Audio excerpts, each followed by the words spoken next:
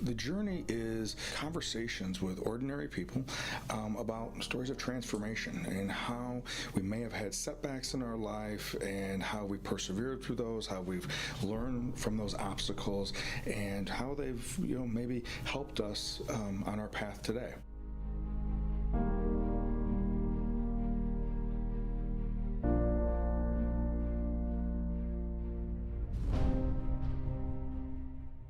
Well, welcome to The Journey. My name is Kevin Polky, and I am the host of The Journey. And today we have a special guest with us, and she is someone that I had the opportunity about 6 months ago, 6 months or so ago, that I was introduced through a family friend or friends of friends, I guess, or however that worked. And since then, I've gotten to meet Irene as well as her husband and gotten to know her story and then what who you are and what you've been doing. So Irene, welcome to the journey. And so I'm glad you're able to spend some time with us. Thank you, Kevin. I can't believe it's been 6 months already. That's actually, it really has been that long, but wow. Yeah, so I think about it. I mean, we just started February, so it was right around August, September when we first met at my office over in Perryville. So yeah. Yeah. Well, I'm looking forward to everything that we're going to do in the future. So here's to 6 months and more months ahead. Yeah, exactly. So Irene, why don't you kind of fill us a little bit in, introduce yourself to the audience, and how we usually start with that is just from an element when you have an opportunity, because you're a pretty busy, pretty ambitious individual. When you have an opportunity to have fun, what do you do to have fun? Uh, I At this point, it's usually golf. I mean, it is winter right now, but I took up golf last year and quickly became obsessed with it as my mode of fun because I found that I could still be relaxing, and being competitive, but also working in my head while I was golfing, if that makes sense. And when I say working, not in probably the context that most people think, because a lot of my work revolves around organizing mental thoughts and putting things in different perspectives. So golf really allows me to get new perspectives on everything I'm working on. So golf is usually what I do for fun right now. But I also lift weights and anything active, really, getting some sunshine. Uh yeah. Nice. So when you were, let's say, high school, young adult, were you involved with athletics at all? Did you have an athletic background?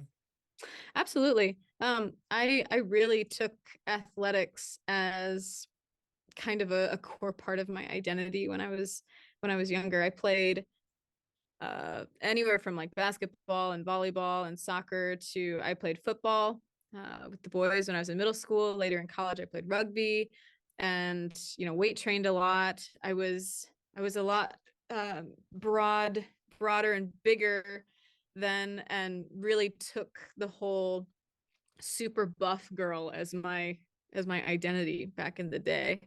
Um, so now I prefer to be fit and in shape, but I've always enjoyed sports and have kind of made my way through different um I've gotten different things out of sports at different times in my life.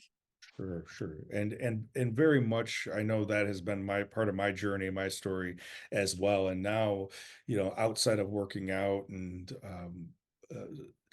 hiking and things like that, the competitive part of sports has been not something I do now. I'm more of a spectator of that element of it, but I definitely enjoy and appreciate the what sports and organized sports can do for us.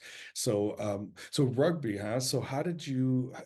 That's typically not a female sport, though I do know because my son-in-law is a rugby player and plays for the Rockford Ravens. I've got in the last few years from Milwaukee to when he came here to Rockford, I have gotten very much introduced to the rugby world because of him. So yeah, tell me a little bit how rugby became part of an activity you did in college. Well, you know, I guess getting kind of into my background, I grew up in a very Orthodox religious home, and in my childhood, I really developed this aversion to being anything like uh, what a woman was really supposed to be, because I saw the way that women were treated over men, and I loved the respect and the power that the men held. And so a lot of my trying to be more masculine in the way I dressed and in the sports that I played, I felt different and I felt cool and I felt powerful when I was doing more masculine sports. And so whenever I went to school, I was surrounded by a bunch of religious people and beautiful, beautiful girls, and everyone was just looking to get married, and everyone was, dressed the same and had long hair and just gorgeous. And to me, I just hated fitting into that category. And so when I got out to school, I thought, what's like literally the most opposite thing of the culture of these girls. And I saw that there was a rugby team, and I had been slightly interested back here with the Rockford Ravens and everything, but it was like day 2 and I was just like, I'm doing it, I'm joining the rugby team. Okay. And that really became a huge part of my identity during my first year of school. So, And and it was great. My team was very talented. One of the girls I played with ended up on the U.S. Olympic rugby team. We wow, played okay. Penn State in the championship, and um, yeah, so I got to be a part of a very successful rugby team, which was really cool. Nice. And where did you go to school? I went to Uh, school at Brigham Young University. oh, BYU. Okay. Yeah, because I Yeah. I grew up Mormon. I Gotcha. guess that Okay. Gotcha. Okay. that cat's out of the So, bag. well, that, and obviously playing Division 1 rugby, obviously in itself, that's a pretty big, and granted, I mean, where, always evolves, right? Certain sports evolve and continue, but at the end of the day, Division 1 is still Division 1. So we're talking a pretty competitive level. So, wow, okay. Well, now we'll have a whole nother conversation to talk about. I still can't say that I totally understand the game, and I'm still trying to put American football in there somewhere to try to make the rules make sense. But I definitely have a deep appreciation for the sport, and especially with the team that my son-in-law is playing with right now. I just really appreciate watching them, how much they support each other, how much they want to grow as individuals as well as um, as a community. So it's been a pretty fun to watch. Yep, absolutely. So so you're in college, you end up going down this route because I know that currently you're working as an aerospace engineer and in that realm of things. And so tell us a little bit about how did that all come about, the whole idea to go down the path of being engineer. Obviously, that today is not entirely a masculine profession, but probably still, if we went to Collins, there are probably still going to be more males there than females, I would guess. So, Yeah. And the short answer to that is I had absolutely no intentions on going to school for anything uh, related to STEM.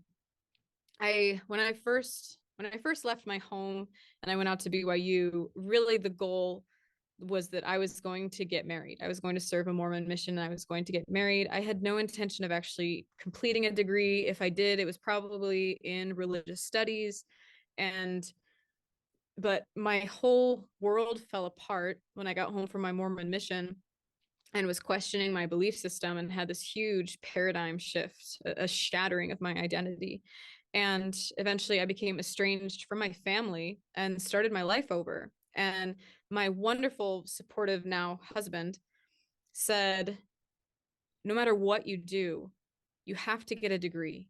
You have to do that for yourself. And so I said, okay, well, I don't know what I want to do. I was fluent in Spanish because I served my mission in Honduras for a couple years. And so I thought I'll just go for psychology and Spanish. And then I realized that I was only going for a psychology degree because I really just wanted to fix myself. I felt so broken and lost at the time. And I completed that associates and was going to finish the last 2 years, and then just thought, I really want to challenge myself, and I don't just want to go into something because I want to fix myself.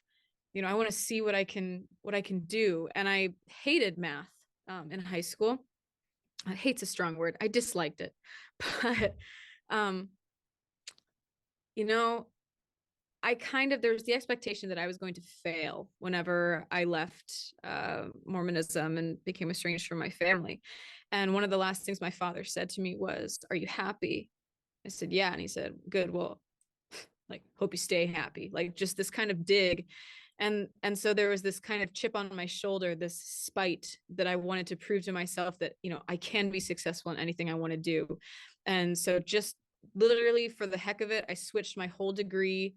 I got another associate of engineering, and then went into mechanical engineering. Actually, I've been working in aerospace the last 3 years, but my degree is in mechanical engineering. So the whole degree was really not out of a passion for um, anything science related. It was just, I wanted to prove to myself I could do it, and prove to my past that I could do it. So that's how I ended up where I am. Okay, okay. And obviously, kind of going back to what you said earlier about wanting to break the stereotype of Yeah. female sports or female feminism as a whole of being in this box. That's what drew you to certain activities and certain things. So it kind of fits along with this idea that, okay, what would be something that would be hard for me to do, challenge me to do, Yeah. and that I can well, see where I stand, see how I end up doing that. I I've talked recently in the past month, I come across some research at the from the Huberman lab, and Love Huberman Lab. oh, Love he's it. Oh my amazing. God. Yeah, Yes. amazing what they've come up with. And so he had David Goggins on a few weeks I ago. listened to that one. Did Yep. you? Okay. Mhm. And when he talked about that part of our brain, right? You probably remember it. I'm gonna mess it up, but the anterior mid cingulate cortex, I believe is the name, the part of the brain that actually develops and grows when we do things out of our comfort zone, when we do hard things. Yep. And of course it, can also atrophy if we avoid hard things, right? If we're not doing something. So I imagine, going through that, because it doesn't always have to be physical. We think, like initially as an athlete, I think of it being physical, but if I was signing up for those types of classes, science and math classes that you were doing, those would be challenging, hard things for me to do.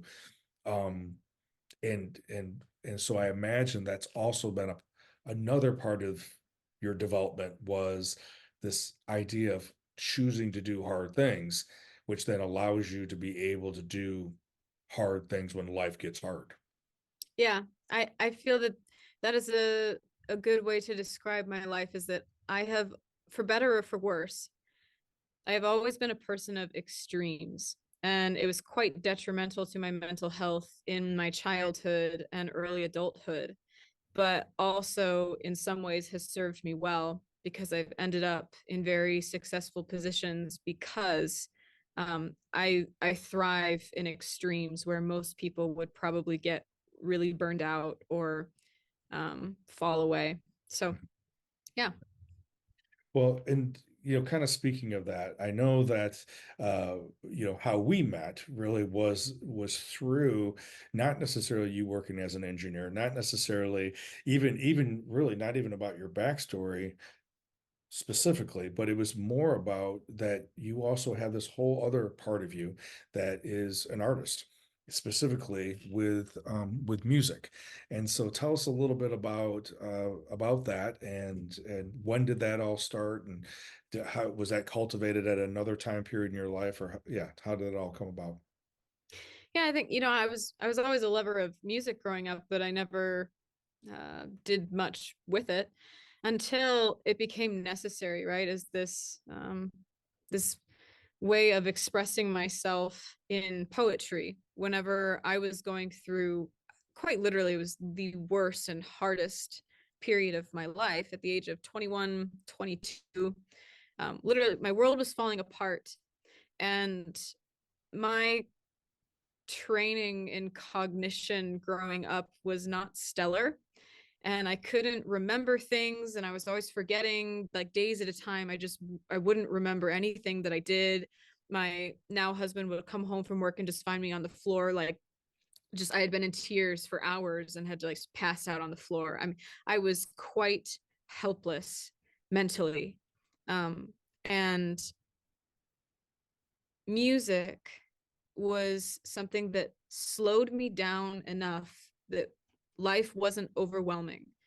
Losing my family and my culture wasn't as overwhelming because I was able to actually have the self-awareness to write this poetry and put melody to it. And so, quite literally, music changed my life.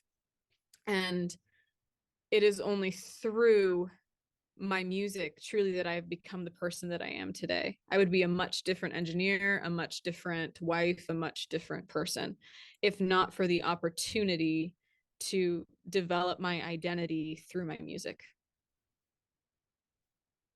Which I think is kind of a natural segue into how you and I got together and what your intention was about that. So talking, I mean, obviously you just shared about how music has been key for you in your healing and recovery and the development of your of as you said, your identity now.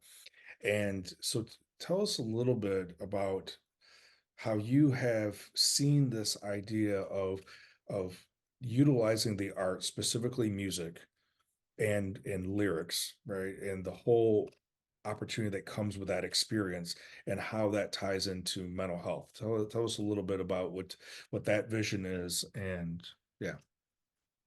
Yeah. So I've been working towards my business, Irene's Entropy, being in the mental health world for quite some time now.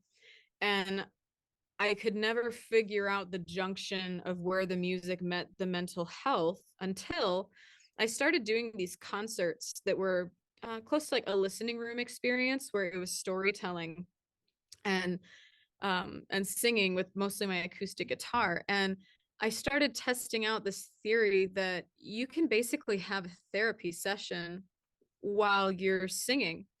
And we went on tour out west to Colorado and Utah and Idaho, and it was an overwhelming, beautiful experience that you can take music as this scale factor, right? I mean, usually you walk into a room and you want to talk about mental health to employees or students or anyone, and people become uncomfortable. People don't like to be vulnerable in group settings usually.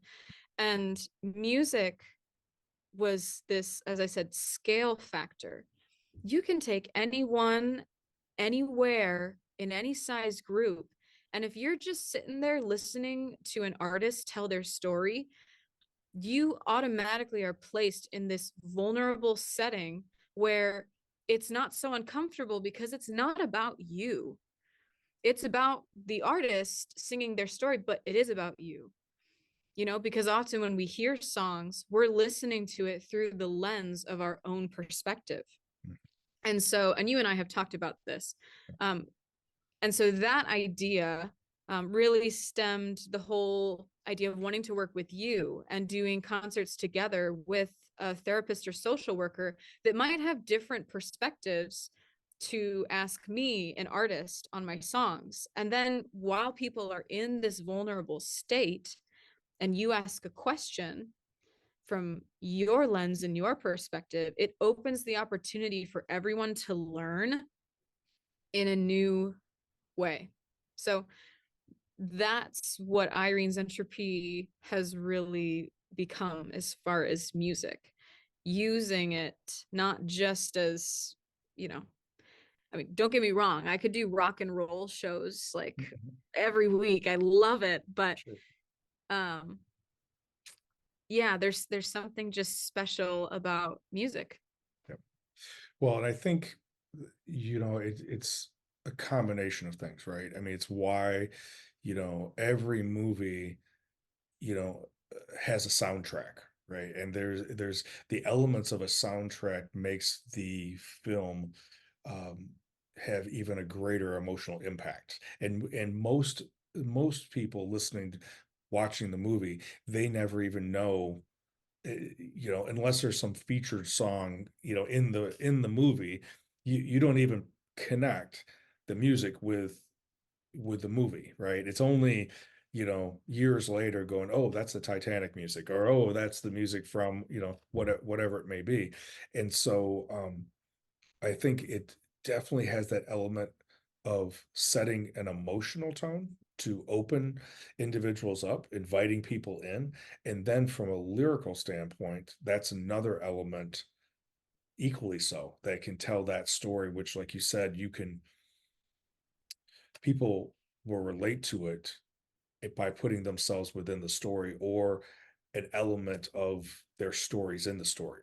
I was watching the Grammys last night, and I remember thinking to myself before I turned it on, I was like, it's just an award show, no big deal. I was, started off like not even really paying attention, but there were some artists that came on, and because the Grammys, more so because of it being music, they're doing live performances, right? And so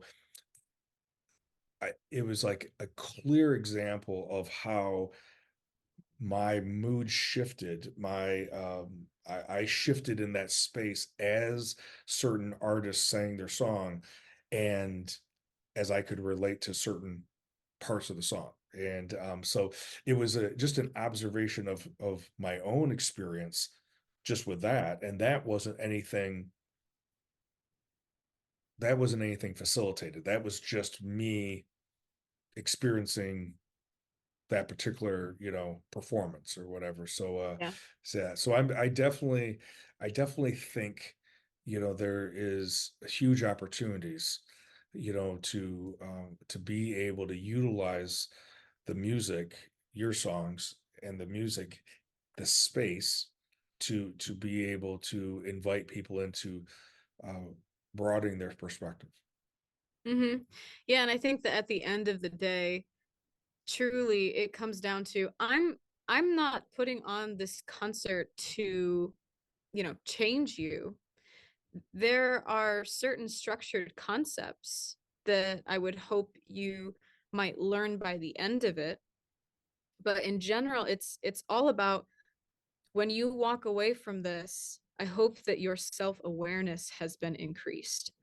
I think that's always my number one goal as an artist is I always start by saying, my story is a bit extreme to some ends, and I do not expect everyone in the audience to relate to the specifics of my story, but I do expect that everyone in some form can relate to loss and sadness and anger and bitterness and happiness and empowerment and all of these things that make us human.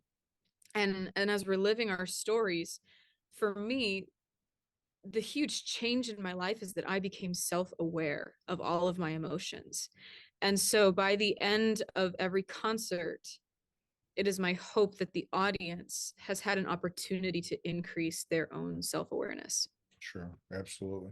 Well, and again, as you mentioned, a person doesn't have to, and I think that's one of the distracting points going, well, my story isn't the same as Irene, so it's, that, this isn't for me. And I'm like, yeah, okay, maybe that's true, right? But most people have experienced going through a breakup. Most people have experienced that, I attached myself to this particular activity, and then that activity no longer, I don't have a place in that activity. I mean, it could be, playing football, and then because I'm not going to play football in college, then football ends as a player in high school. And where do I go? What do I do? How do I think? Who am I now? And do I go back and hang out and talk about all the stories of who I used to be? Or do I, where do I put that? And even though that's a much less extreme example of being a disconnect from your family, and no longer being part of your family because of choices being made by family members. It There is an element of, on a smaller scale, of how, people experience, how people could experience going through um change, and going, Change. it's Yeah. changed. Life changes, it's always changing. And sometimes if we try to stay too long, or for the wrong reasons, that's just as that's not good either. And so yeah, no, I'm very much looking forward to these events. Now, this particular event, is a invitation only. That's what we're going to be piloting and testing. And but the long-term goal, yeah, share with us the long-term goal with that. Long-term goal is that I think that this is something that any company, organization, university, college can use as a format to teach mental health.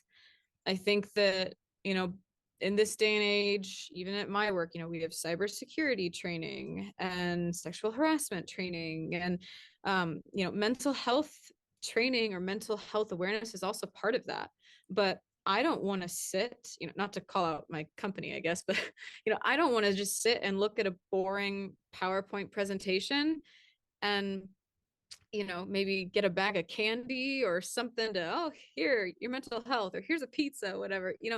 I think that there's a better way to bring mental health to others in daily life. And like I said, music just is that scale factor. And I think that this is something that can definitely help um, any group of any company, business, school. And so the goal is that, as you said, we're piloting, testing this, that as we fine tune it to talk about different structures of mental health, we could bring this anywhere Mhm. and help many, many people with this. Well, and I think, I know, it's been on in Illinois, it's been on the State Board of Education plan for, 20 plus years now, the initiative of social emotional learning, to add in social emotional content within the average school, within the classroom. They have Educators have struggled with that, from an element of, what do you mean, to, okay, we're gonna take 10 minutes of the health class to do something on social emotional learning.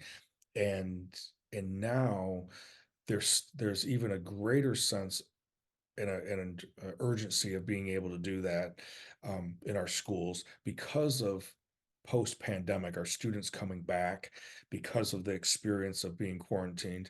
Our students are a higher need than ever, with Yeah. anxiety, depression, loneliness, hopelessness. The risk of suicide is greater now than ever.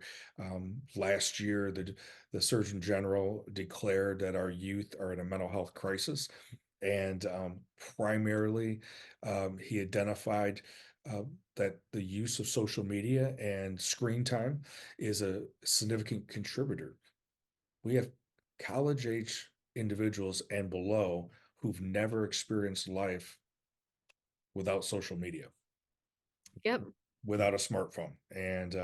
Yeah. And so I think that this may be a way to, you know to bring, and I don't know exactly how yet, but I think there is definitely a vehicle, and how to be able to bring content, and share the information about how we can uh, improve our mental health like we improve our physical health. Yep. I think, and I strongly echo what you said about, you know, kids in school and college age students. And I would add that I'm very certain that also for adults just in the workplace, Oh, yeah. because, I see it at my work. I talk to other employees at other companies, and it doesn't matter where you go. Everyone is suffering in the same society of this culture that we've created and the standards that we put on ourselves because of social media. And it's very hard as, parents and workers to navigate all of this. And I do think that companies can definitely benefit from having events like this to help employees to navigate their mental landscapes. So all spectrums. I know you're more focused and go to and speak at schools a lot, and I go to work every day in corporate world, and so Yeah. all of those things. Yeah. Yeah. Well, it was interesting. Last week, I had the opportunity to be at a winter conference for an organization called Uncommon Farms, and I was one of the keynote speakers and breakout session speakers for this week-long conference. And these are um, this Uncommon Farms organization that is focused on multi-generational farm families. And so I was bringing some of my content about developing grit and managing stress in an ever-changing world, talking about these concepts to, well, essentially farmers that, you know, that as they said to me, they don't talk about this stuff. This is stuff that we don't, we never used to do it. So why are we going to do it now type of thing? And Oh yeah. that group it was probably one of the best experiences and the best feedback that I've one that maybe I've ever gotten, when I've done some of my work. So very much I'm excited about these possibilities of where we're going to go with it and what we can do with it. And the schools are one place because they're they're a captured audience and have such a need, but everything from businesses to first responders to military to, in this case, Yes. the farmers, it's every it's in every industry, and no one is exempt from it. And so how do we bring a message of hope and healing and perspective and growth? So Yep. I so love that we have aligned, and I'm very excited for the future and what this turns into. Yeah. Well, Irene, I know that this will not be the only time that you'll be on the journey. We'll be setting up some times for you to be on, and as we're discovering new things and coming across new things, this will be one of the platforms that we will bring to our audience to talk about what you're doing, what we are doing together, and how we want to be able to bring some content and information out to just the community at large. So again, thank you. If someone wanted to check out your work, check out the videos that you've created right now, or get in contact with you, what's the best way for them, for our listeners to reach out to? You can, first and foremost, if you have Instagram, I am most active on that platform. So you can search Irene's dot entropy, ENTROPY. Or I have my website, irenesentropy.com, and my YouTube channel is the same. I would definitely recommend checking out the videos. We'll be releasing another video in this series this month, which I'm very excited about. A new single is going to drop. And also to go check out the Identity Project on my website. That is launching again with a new format, and I'm very much involved with that. So you can get a hold of me through the Identity Project as well. Perfect. Well, thank you again. Again, I'm looking forward to the next month or so as we are preparing for our pilot in March. And so we'll obviously, you and I will be in contact, and I'll be sharing information with our listeners as well. So um, for anyone that is interested, I'd highly encourage you to reach out to check out Irene's work. The pieces, the videos that she's created, almost like short films, even though they are the length of a song, they very much have a story in themselves. And what she is releasing there is a storyline with those. So I would highly encourage you to check those out. Check out her website, and then also check out her Identity Project as well. As always, thank you for being with us, and I look forward to being with you next week.